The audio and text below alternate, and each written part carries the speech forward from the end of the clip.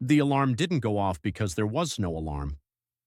Rick Martin woke to sunlight streaming through his bedroom window, which was wrong because his bedroom faced north.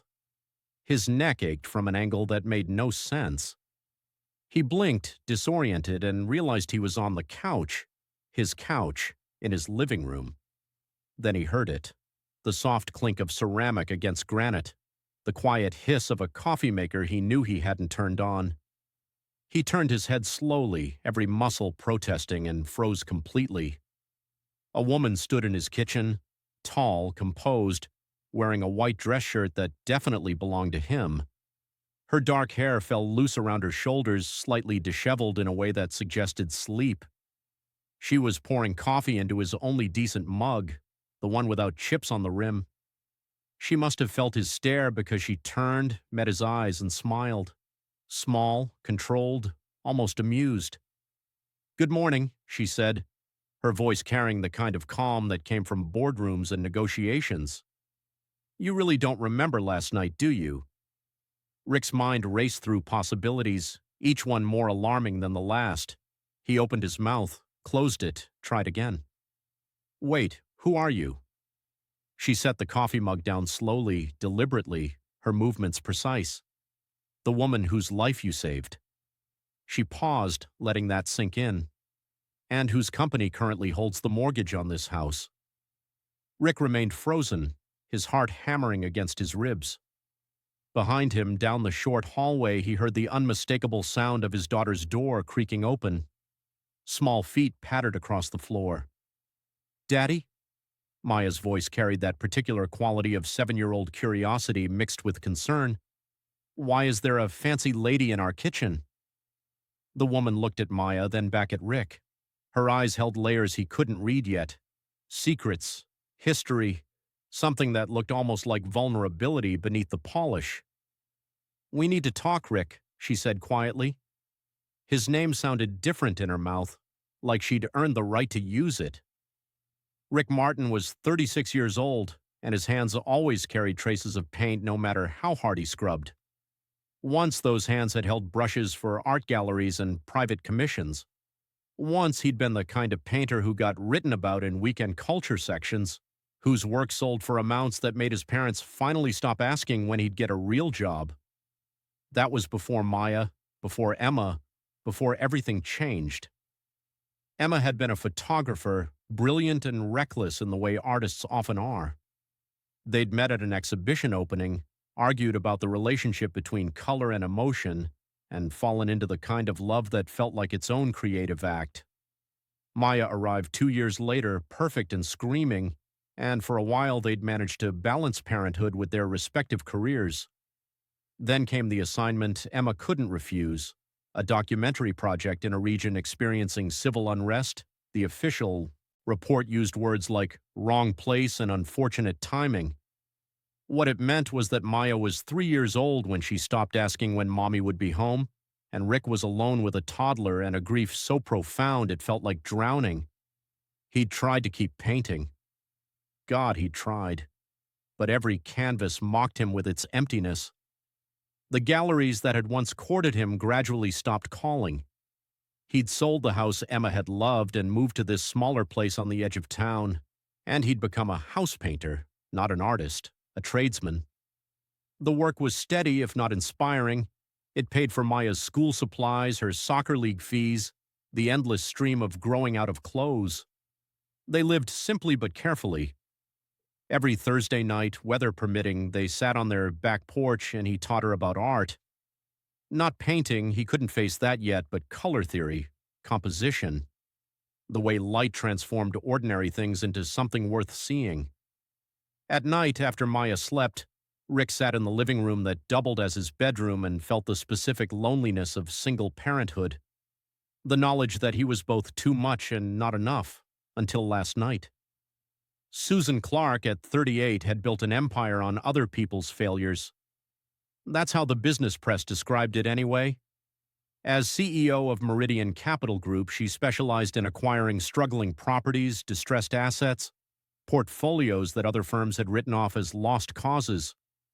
Under her leadership, those failures became profitable. She'd started with nothing, foster care from age 8 after her parents died, a series of homes that weren't really homes, just temporary placements with people who saw her as a check or a charitable obligation. She'd learned early that the only person she could rely on was herself. By 16, she'd tested out of high school. By 25, she'd earned an MBA while working full-time. By 30, she'd secured enough backing to launch her own firm. The industry respected her now, feared her maybe. She had a reputation for being brilliant and ruthless. Property wasn't personal to Susan Clark. It was portfolio optimization. Her penthouse apartment downtown reflected this philosophy: minimalist furniture, expensive art chosen by a consultant, everything in its place, nothing that couldn't be replaced. She worked 16-hour days because the alternative was going home to all that expensive emptiness. She was successful by every measurable standard, and she was profoundly, consistently alone. Last night had been a board meeting that ran long, followed by drinks with investors. She'd left the restaurant later than intended, turned down the offer of her driver because she needed air. She'd taken a route through a neighborhood she technically owned pieces of, though she rarely saw these holdings beyond spreadsheets. The three men appeared so quickly she barely registered them before one grabbed her purse. She held on, instinct overriding sense, and the second man shoved her hard. She fell backward, head connecting with the edge of a concrete planter. Pain exploded white behind her eyes. Through the ringing in her ears, she heard footsteps running toward her. Her attackers fled. Someone knelt beside her, a man's voice concerned but calm. "I'm calling an ambulance," the voice said. "No," she managed to form the word. "No hospitals." She had a morning meeting. She couldn't afford the time. "You hit your head. You need medical attention." "I'm fine. No hospitals." Silence. Then, "I live 2 blocks from here. You can rest there until you're steady enough to call someone, but if you lose consciousness, I'm calling 911 regardless of what you want." She'd agreed because the alternative was worse. She remembered walking, his arm supporting her weight, remembered stairs, a modest living room with worn furniture and children's drawings on the refrigerator. He'd settled her on the couch, brought her water and ice wrapped in a kitchen towel. She'd meant to stay 20 minutes. Maybe she'd passed out. Maybe she'd just been more exhausted than she'd realized. She woke once in the dark to see him sitting in an armchair across the room, clearly uncomfortable, clearly keeping watch. When she woke again, early morning light was filtering through thin curtains. She sat up slowly, assessing. Someone had covered her with a blanket that smelled like laundry detergent and childhood. The man, her rescuer, was asleep on the couch in a position that would definitely hurt his neck. She moved to the kitchen because she needed something to do with her hands. While coffee brewed, she looked around. The house was small but cared for. A child's backpack hung by the door. School artwork decorated the refrigerator. A framed photo showed the sleeping man with a young girl, both laughing. There was no other adult in the picture, no ring on his finger. She should call her driver and leave. Instead, she found herself pulling on the dress shirt he'd left draped over a kitchen chair. Instead, she made coffee and waited for him to wake up. Because something about this house, this man who'd helped a stranger without asking questions, made her want to stay just a little longer in a life that wasn't hers. Maya stood in the hallway wearing pajamas covered in stars, her dark hair an impressive tangle. She looked between Rick and Susan with unfiltered curiosity. "Are you Daddy's girlfriend?" Maya asked with devastating directness. "No," Rick said quickly. "She's just someone who needed help." "She's wearing your fancy shirt, the one you wear to parent-teacher conferences." Susan looked down at herself, something flickering across her face. Not embarrassment exactly, more like the realization that she'd stepped outside her own carefully maintained boundaries. "I should explain," she started. "You should leave," Rick interrupted. "I mean, you're welcome to, whenever you're ready. Maya needs breakfast. We have school. I have a job." Susan nodded slowly. "Of course. I've imposed enough." But she didn't move toward the door. "What's your name?" Maya asked, patting closer. Susan, do you have kids? No. A dog? No. That's sad. Everyone should have something to take care of. Maya delivered this wisdom with absolute certainty. Susan's expression did something complicated. Your daughter is very direct. She gets it from her mother. The words came out before Rick could stop them, and the air in the room changed. Susan's eyes moved to the photo on the refrigerator, back to Rick, and he watched her piece it together. I'm sorry, she said quietly, and it sounded genuine. Can Susan stay for breakfast? Maya asked suddenly. We're having the good cereal because it's Thursday. I'm sure she has places to be. Actually, Susan said, surprise in her own voice, I don't, not immediately. Rick made a decision he didn't entirely understand. 1 cup of coffee, then I'll call you a car or whatever you need. Maya cheered and immediately began pulling bowls from the cabinet, chattering about her upcoming spelling test. Susan sat at their small table, looking elegantly out of place. Rick moved through the familiar routine of morning, hyper-aware of her presence. You do this every morning? Susan asked. The morning routine, it's very organized. It has to be, otherwise we'd never get anywhere on time. Maya explained to Susan the complex social dynamics of second grade while eating cereal. Susan listened with genuine attention. Politics start early, apparently, Susan said. I told Daddy it's just like those shows he watches about the government, but with more crying. An accurate assessment of politics generally, Susan replied, and Maya giggled. Rick found himself relaxing slightly. What do you do? Maya asked. I work with buildings. I help people figure out how to make them better. My daddy paints buildings. He makes them pretty. You make them work better. You should work together. Maya, finish your cereal. I'm just saying it makes sense. Susan's eyes met Rick's across the table. Something passed between them. I used to paint differently, Rick heard himself say. Not houses, other things. Art. He hadn't talked about this in years.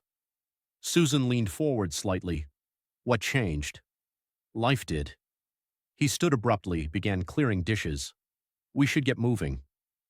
Maya disappeared to get dressed. The kitchen fell silent except for running water. Thank you, Susan said finally, for last night, for this morning, all of it. Anyone would have done the same. They wouldn't have. Her voice carried certainty. Most people would have called an ambulance regardless of what I said. You listened. Rick turned off the water. You really don't remember how you got here. I remember being attacked. I remember your voice. The rest is fragments. She stood, moved closer. What exactly happened? He told her. The sound he'd heard while taking out trash. The 3 men running away. Her bleeding and disoriented but insisting no hospitals. His decision to bring her here rather than leave her alone. You could have been seriously hurt, he finished. You should see a doctor. I will, today. She paused. After I figure out how to get my shirt back. Keep it, he said impulsively. What? The shirt. Keep it. It looks better on you anyway. She smiled, genuine and surprised. I can't keep your shirt. Why not? I have others, and it's not like we move in the same circles. I'll never see it again anyway. The words came out more bitter than he'd intended. Her expression shifted. Rick, I should give you my address so your company knows where to send paperwork or whatever. He pulled out an envelope with his address, handed it to her. Susan took it slowly, looked at the address. Her face changed completely. This is your house? You own this house? Technically, the bank owns most of it. Why? What's your full name? Something in her tone made his stomach drop. Rick Martin. Why? She closed her eyes briefly. When she opened them, they held something that looked like regret. My company holds your mortgage, Rick. Meridian Capital. We acquired the debt 6 months ago. The kitchen shrank. Rick stepped back. You're the one sending the letters? Letters? The restructuring notices, the late fee penalties, the calls about refinancing at rates I can't afford. His voice rose. You're the one trying to push people out. I'm trying to optimize struggling assets. It's exactly the same thing when you raise payments people can't make. If people can't make payments, the asset is already struggling. Solutions that benefit you. Susan's jaw tightened. Solutions that keep properties from falling into complete default, which helps everyone. Tell that to the 3 families on my street who've already lost their homes this year. They stared at each other. Everything warm from the morning had evaporated. I should go, Susan said quietly. Yeah, you should. She moved toward the door, stopped, turned back. For what it's worth, I didn't know. I don't personally review every mortgage in our portfolio. Does that make it better? That you don't even know the people you're destroying? I'm not destroying anyone. I'm running a business. And I'm raising a daughter. Rick's hands clenched. In a house I'm apparently about to lose. You're not about to lose it. If you work with us on a modification plan, there are options. Options that cost money I don't have. Then maybe you need to make different choices. The words hung between them, sharp and cutting. Susan looked like she regretted them immediately. I didn't mean that the way it sounded. Yes, you did. Rick moved to the door, opened it. At least now I know exactly who I helped last night. Susan walked to the threshold. What happened last night and what's happening with your mortgage are separate things. Are they? Because from where I'm standing, they're the same thing. Someone in trouble, someone who can help, and the question of whether helping costs more than you're willing to pay. She flinched. That's not fair. Life isn't fair. I learned that when my wife died and left me to raise our daughter alone while people like you sent letters about asset optimization. I need my shirt back, he added. For work. I don't have many. Susan looked down at herself. I don't have anything else to wear.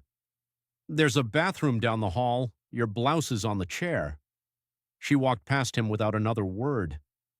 2 minutes later, Susan emerged in her wrinkled blouse, his shirt folded precisely in her hands. For what it's worth, she said, her voice carefully controlled. You're right. I've spent so long thinking about properties as numbers that I forgot they're homes. I forgot there are people like you inside them. Pretty words. Do they come with actual change? I don't know. Her honesty surprised him. I don't know how to be different than what I've built myself to be. Then we're done here. She nodded once and left. Rick stood in his kitchen holding the shirt that still smelled faintly of expensive perfume and wondered why helping someone felt like it had cost him something he couldn't afford to lose. The morning unraveled predictably after Susan left. Maya emerged with questions Rick deflected. He dropped her at school, drove to his job site, tried to focus on painting. His phone buzzed around noon. Unknown number. Mr. Martin, this is Jennifer Cole from Meridian Capital. I'm calling about your mortgage account. His grip tightened. I'm current on payments. According to our records, you're actually 60 days behind and approaching the threshold for escalated collection procedures. That's not possible. I made a payment 3 weeks ago. I'm showing the last payment received was 93 days ago. Rick's stomach dropped. He'd made that payment. He remembered it. There's been a mistake. I'll send you proof. We'll need that within 7 business days to avoid further action. Continued delinquency may result in foreclosure proceedings. The word landed like a physical blow. And Mr. Martin? I'd recommend speaking with Ms. Clark directly. She personally flagged your account this morning. That's unusual. Rick ended the call feeling sick. He forced himself through the afternoon's work. At home, he tore through his filing cabinet, found the canceled check from 93 days ago, but nothing from 3 weeks ago. He called the bank, spent 40 minutes learning the truth. The payment he remembered making had been returned, insufficient funds. He'd been overdrawn that day. The payment had bounced and he'd missed the notification in spam. His fault, all of it. That evening after Maya went to bed, Rick sat at his kitchen table with a beer he wasn't drinking. His phone rang, unknown number. Rick Martin. Who's asking? It's Susan.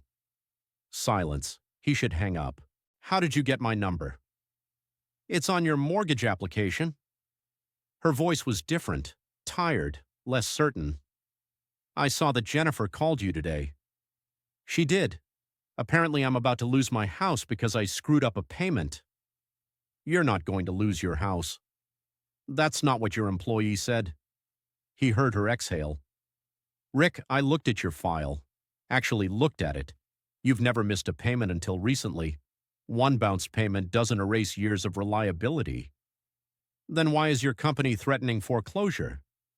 They're following protocol. But I'm going to personally review your case, put a hold on any collection actions, give you time to get current. Why would you do that? Because you were right this morning. I've been treating homes like numbers, and maybe it's time I remembered they're not. Rick wanted to believe her. What do you want in return? Nothing. I'm not keeping score, Rick. I'm trying to be better than I was yesterday. Something in her voice made him believe her. I can make the back payments, he said slowly. It'll be tight, but I can do it. I just need time. You'll have it. I'll have Jennifer send you a modification agreement. No rate increase, no penalties, just a structured catch-up plan. Why are you doing this? She was quiet for a long moment. Because this morning was the first time in years I felt like a person instead of a position. Because your daughter asked if I had something to take care of, and I realized the answer is no, because you helped me when you had no reason to. Rick closed his eyes. I was harsh this morning. Some of what I said wasn't fair. Most of it was fair. I needed to hear it. She paused. I'm not good at this, at being human instead of professional. Yeah, me too. They sat with that truth, connected by phone line and shared understanding. Your daughter seems wonderful, Susan said finally. She is. She's everything. You're lucky. I know. Susan? Yeah? Thank you for calling, for the help, for listening. Thank you for yesterday, for seeing someone who needed help instead of someone who could help you. After they hung up, Rick sat in the dark kitchen and felt something shift. Not dramatically, but like maybe two broken people had found a moment of genuine connection. 3 weeks passed. Rick received the modification agreement, terms exactly as Susan promised. He made his first catch-up payment. Then Maya got sick. Not seriously, just a childhood fever that spiked high enough to terrify him. By morning, the fever had broken. Rick was exhausted and behind on his painting job. He called the client, got permission to push the deadline, collapsed on his couch for what was supposed to be a quick rest. He woke to knocking, found Susan at his door. She wore jeans and a simple sweater. In her hands, a grocery bag and homemade soup. I heard Maya was sick, she said. Rick blinked. How did you? You mentioned it to Jennifer. She mentioned it to me. Susan shifted slightly. I thought maybe Maya could use something comforting, and you could use a break. He should send her away, should maintain boundaries. Instead, he stepped back. Let her in. Maya was on the couch, wrapped in blankets, watching cartoons. She looked up when Susan entered. You came back, Maya said, her voice hoarse. The fancy lady came back. I brought soup, Susan replied, settling onto the coffee table, and juice boxes, and those crackers shaped like animals. Over the next hour, Rick watched Susan transform. She heated soup, sat with Maya while she ate, asked about school and friends. She didn't check her phone once, just sat with his sick daughter like she had nowhere else to be. You don't have to do this, Rick said when Maya dozed off. I know. Susan rinsed the bowl carefully. I wanted to. Why? She turned to face him. After we talked on the phone, I couldn't stop thinking about you. Both of you. It made me look at my own life differently. And what did you see? Emptiness. The word was devastating. Success without substance. I have everything I thought I wanted, and it turns out I don't want any of it. They stood in his small kitchen, and Rick felt something dangerous bloom. Interest, possibility. I should go, Susan said, but she didn't move. Yeah, Maya's fine now. Thank you for the soup. You're welcome. Still neither moved. Rick? Yeah? Would it be completely inappropriate if I asked to see you again? Not because of the mortgage, just because I'd like to. His heart did something complicated. It would be extremely inappropriate. You're my mortgage holder. You're a CEO. I'm barely keeping my life together. That's not a no. It's not a yes either. What would make it a yes? He looked at her, saw past the polish to the woman who'd stood in his kitchen wearing his shirt, who'd listened when he was angry, who'd shown up today with soup and genuine care. Tell me why you really want this. Susan took a breath. I've spent 15 years building a version of myself that succeeds at everything and connects with nothing. And then I spent one morning in your kitchen watching you parent your daughter, and I felt more real than I have in years. It is stupid, Rick said. We make no sense. You live in a different world. So that's a no. It's a question. He stepped closer. What happens when you realize this is just novelty? What happens when you decide I'm too damaged, too closed off, too much work? She countered. I guess we'd be taking a risk, he said quietly. A significant one. I'm not good at risks anymore. Me too, she smiled slightly. So we're both terrible candidates for this. Absolutely terrible. And yet. He closed the remaining distance and kissed her, soft, tentative. She responded with surprising vulnerability, and for a moment they were just two lonely people finding unexpected shelter. When they broke apart, Susan's eyes were bright. That was probably a mistake. Definitely a mistake, Rick agreed.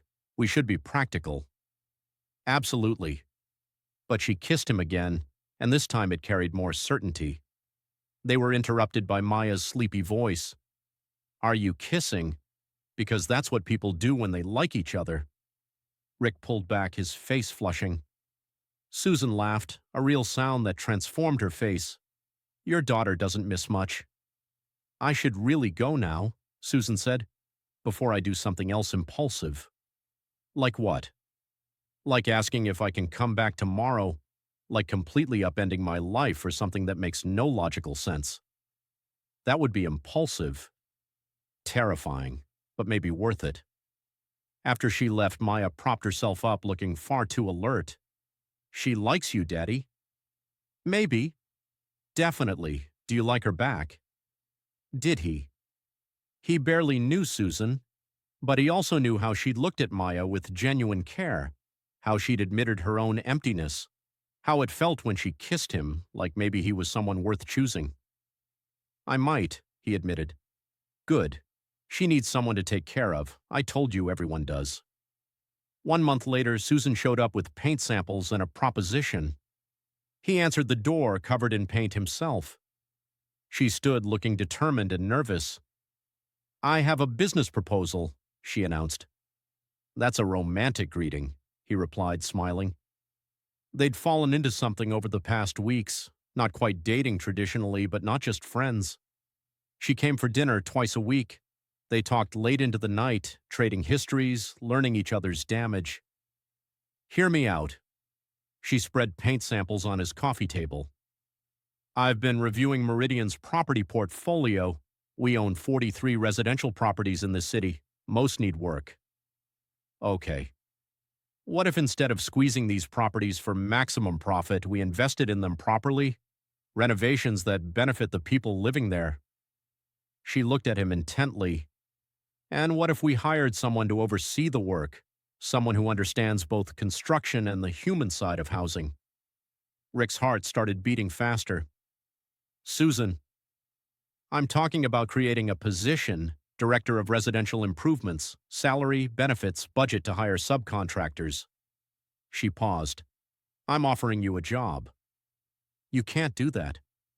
I'm the CEO. I can do whatever I want. You're offering me a job because we're involved. I'm offering you a job because you're qualified and because it makes business sense. She softened.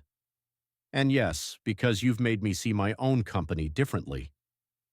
Rick sat heavily. I don't have credentials. I paint houses. You were an artist. You understand aesthetics, quality. You've worked construction for years. You know project management. And you care about people, not just properties. That's what I need. What do the other people at your company think? They think I've lost my mind. Susan sat beside him. My board asked if I was having a midlife crisis. My assistant asked if I was in love. What did you tell her? That it was none of her business. Susan took his hand. But the answer is yes, I am. I'm in love with a house painter who throws my money back at me and challenges everything I thought I knew about success. Rick's throat tightened. You can't just say that. Why not? It's true.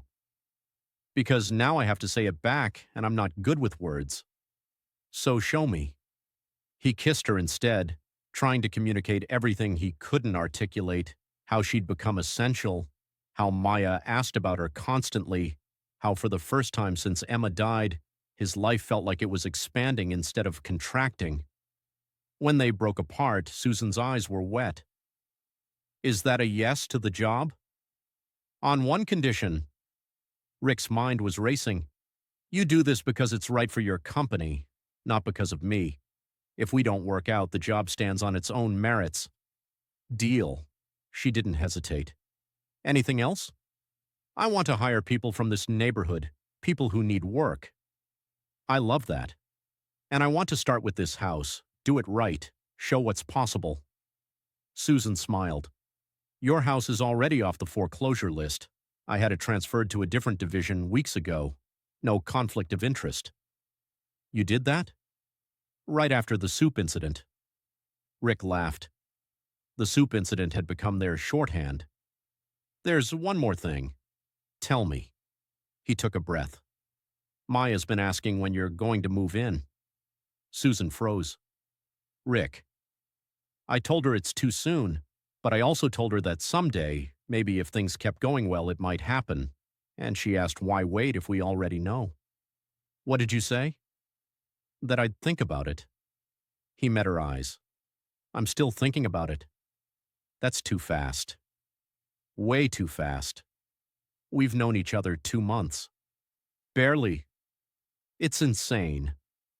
Susan leaned her forehead against his. When would you want me to move in? Whenever you're ready. I just want you to know that there's space here. For you, in this house and in our lives. I have a penthouse downtown. I know. And you want me to give that up for a 2-bedroom house with water stains? Rick pulled back.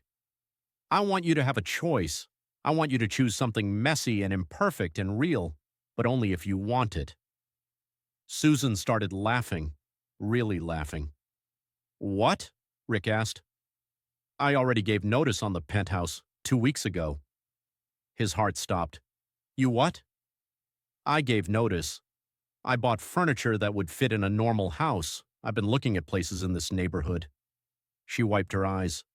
I was trying to work up courage to tell you. Why? Because I'm terrified you'll realize I'm too broken. Rick cupped her face in his paint-stained hands. Susan, you're not too anything. You're exactly right. For me, for Maya, for this life we're building. She kissed him hard, desperate, relieved. When they broke apart, they were both crying a little. So I can move in? Only if you're sure. I've never been more sure of anything. That evening, Susan stayed for dinner. She helped Maya with homework, stumbling through second-grade math with endearing frustration. After Maya went to bed, they sat on the back porch under stars. I need to tell you something, Susan said. Should I be worried? Maybe. She took a breath. I've started making changes at Meridian, real changes, restructuring our residential division to focus on tenant stability instead of maximum extraction. The board is furious. Are you going to lose your job? Possibly. There's talk of replacing me if the numbers don't improve. She looked at him. I might end up unemployed. Would that change things? Are you serious? Rick laughed. Susan, I fell for you wearing my shirt in my kitchen looking lost. I don't care about your title. Even if I'm broke? You won't be broke, and if you're not, we'll figure it out together. He squeezed her hand. That's what people do. I'm not used to having people. I know, but you have us now. We're yours if you want us. I want you. Her voice broke. I want this so much it scares me. Me too, but maybe that's how you know it's real. They sat in comfortable silence, two people who'd found each other in the least likely way. There's something else, Susan said. Maya asked me if I was going to be her new mom. Rick tensed. What did you say? I said that nobody could replace her mom, that her mom would always be her mom, but that I could be something different, someone who loved her and was part of her family. She paused. Was that okay? Rick's eyes burned. That was perfect. She asked if she could call me Susan, Mom. Rick laughed through tears. That's so Maya. I told her whatever she wanted was fine.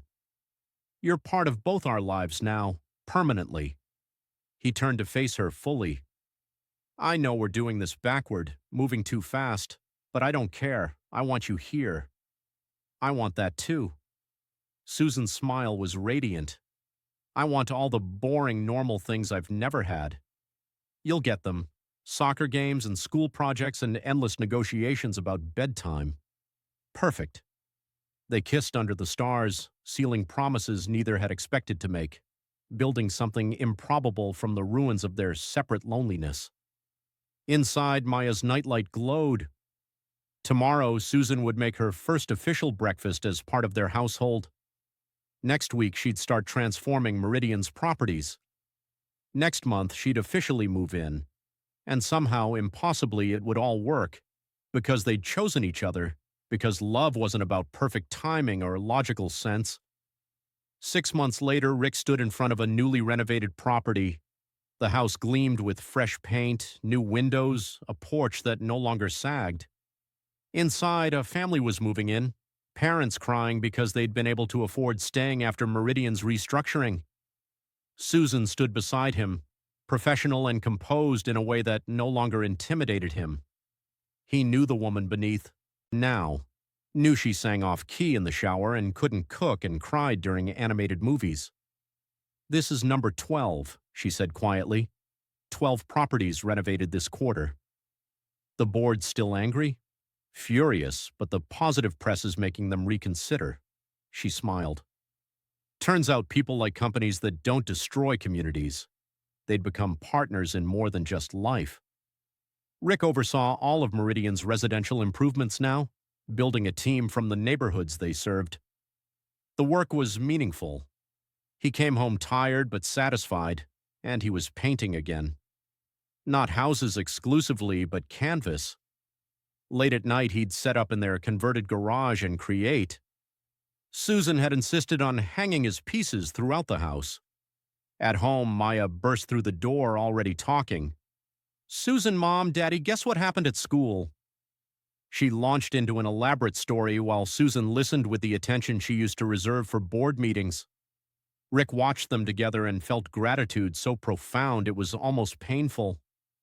That night after Maya went to bed, Rick found Susan staring at her phone with an unreadable expression. What's wrong? The board voted today. She looked up. They're keeping me on as CEO, permanently. Susan, that's incredible.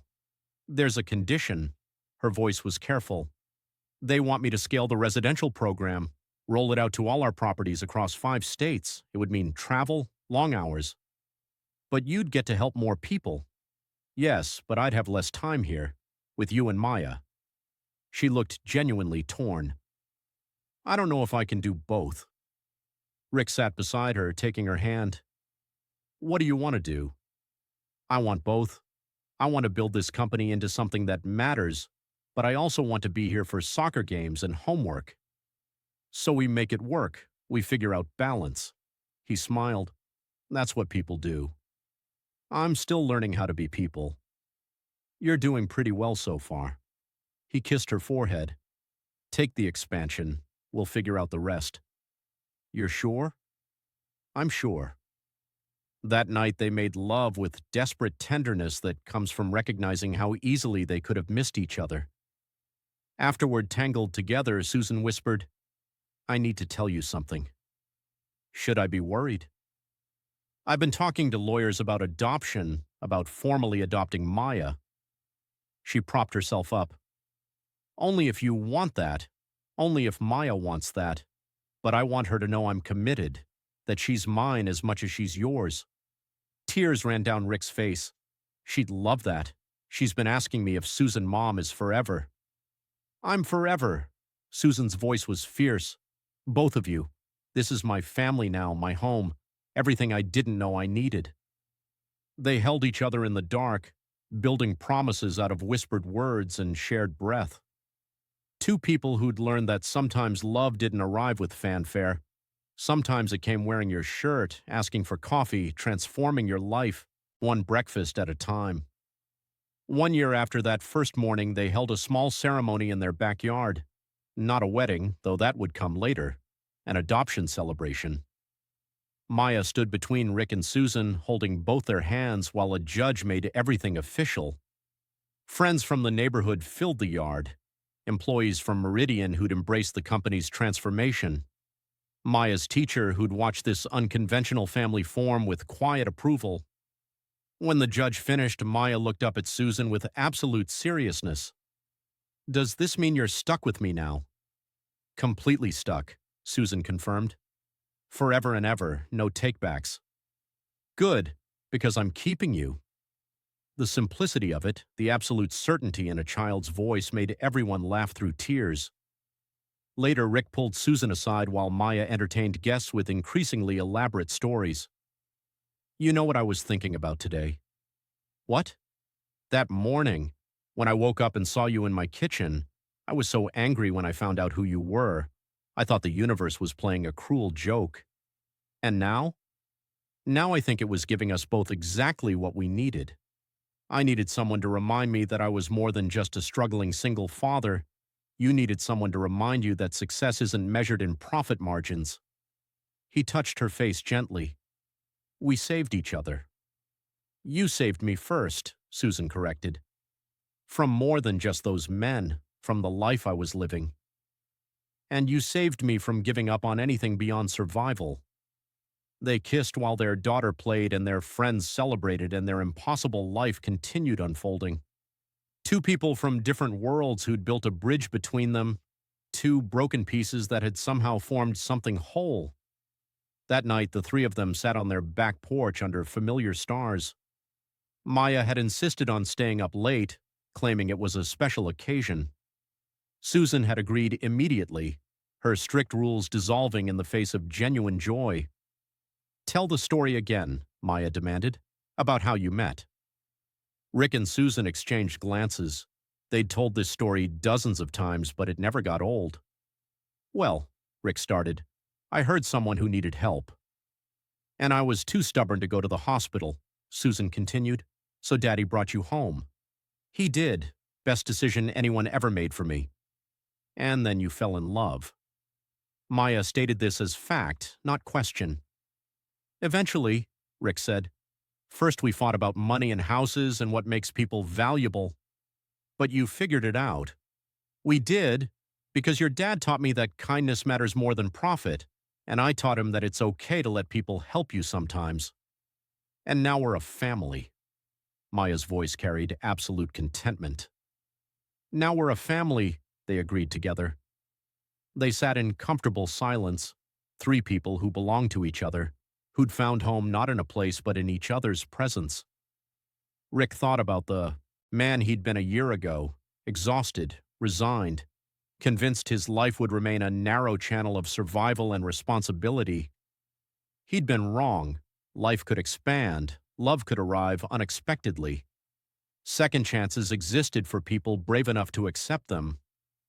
Susan thought about the woman she'd been, successful but hollow, competent but alone, building empires while neglecting the basic human need for connection.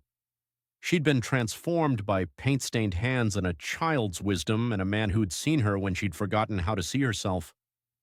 Maya thought about nothing in particular, just felt the warmth of being held by two people who loved her completely, who showed up for her every day, who'd chosen each other and in doing so had chosen her. The night deepened around them. Eventually, they'd go inside. Maya would fall asleep between them in their bed like she did on special occasions. Tomorrow would bring its challenges and small victories, but tonight they had this. Three people who'd saved each other, who'd built something beautiful from the wreckage of their separate pain, who'd learned that sometimes the best things in life arrive wearing your shirt, asking uncomfortable questions and refusing to leave even when you push them away. Sometimes kindness creates connection. Sometimes connection becomes love. Sometimes love transforms everything. And sometimes, if you're very lucky, you wake up one morning to find that the stranger in your kitchen was exactly who you needed all along.